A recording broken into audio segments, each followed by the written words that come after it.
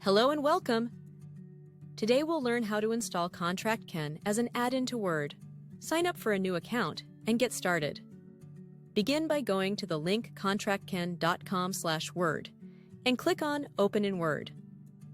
A message will appear asking for permission to open a Word document. Say yes, and Microsoft Office will download and open a dummy document. Click on Accept and Continue, and the add-in is installed. This is a read-only document, so you can close it and go back to any document that you're working on.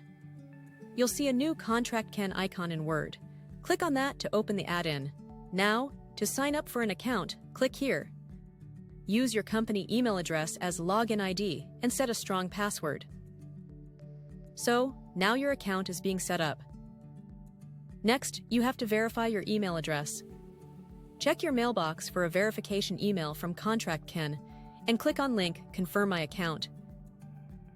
With that done, you can return to Word. Your email verification is done. Click here and voila! You're in and ready to review this agreement. You can also install ContractKen directly inside Word by going to Add-ins.